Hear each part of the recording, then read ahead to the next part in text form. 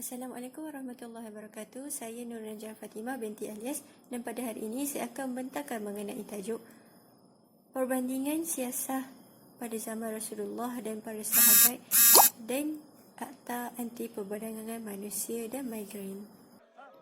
Sebelum kedatangan awal Islam, perhambaan pada ketika itu merupakan amalan masyarakat jahiliah di mana mereka memaksa hamba-hamba sahaya terutama dari kalangan wanita untuk melacurkan diri. Kedatangan Islam yang dibawa oleh Nabi Muhammad SAW menentang sekeras-kerasnya amalan perhambaan jahiliah yang dilakukan ketika itu. Hal ini bertepatan dengan firman Allah yang mengharamkan hamba dari dieksploitasi oleh tuannya.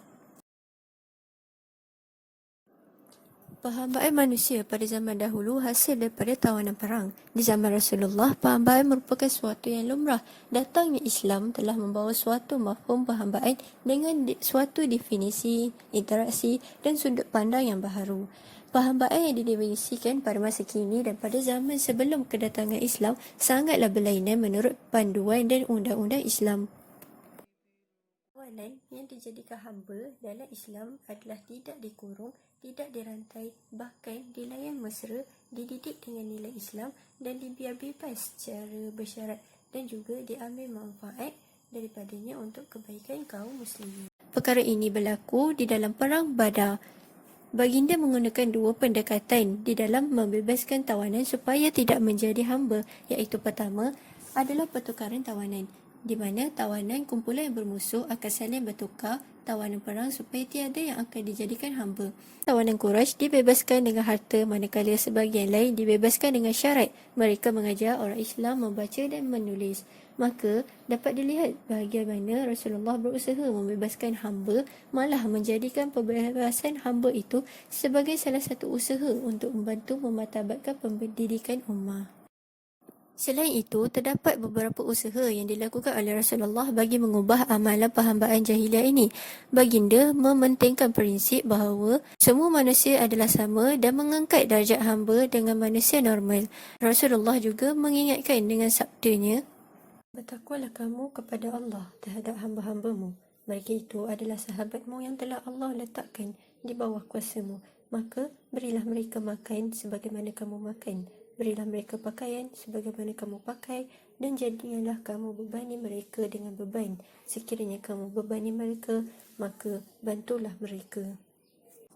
Islam juga telah mengangkat kedudukan seseorang hamba dan menempatkan sejajar dengan orang merdeka. Ini adalah kerana darahnya dipelihara. Hal ini adalah bertepatan dengan firman Allah dalam surah Al-Baqarah ayat 178 dan juga hadis riwayat baginda riwayat Imam Ahmad, barang siapa yang membunuh hambanya, maka kami akan membunuhnya.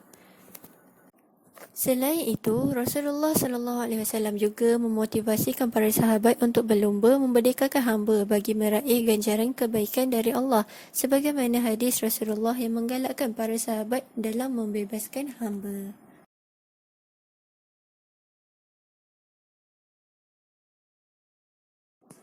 Bahkan, Islam juga memperuntukkan dana yang khas di dalam Baitul Mal untuk memerdekakan hamba. Wang ini berupa salah satu dari 8 asnaf zakat yang diperuntukkan khas untuk pembebasan hamba pada masa dahulu. Rasulullah juga mengancam mereka yang menjalankan aktiviti penjualan orang dan menjadikan inisiatif memerdekakan hamba sebagai mekanisme bagi menebus dosa. Sebagai contoh, bagi kesalahan-kesalahan seperti zihar isteri dan membunuh kerana tersalah, melanggar sumpah dan menyetubuhi isteri pada siang hari di bulan Ramadan. Selain itu, jadikan sebagai mekanisme nazar. Maka dapat dilihat sistem perhambaan yang telah berakar umbi sebelum kedatangan Islam ini telah ditandai dan baik. Islam meletakkan dasar yang jelas dalam usaha membebaskan dan melenyapkan sistem perhambaan. Hal ini membuktikan bahawa pemerdagangan manusia sememangnya perbuatan yang ditegah oleh Islam sejak dari awal lagi dan dapat dilihat menerusi tindakan yang diambil oleh Rasulullah sendiri.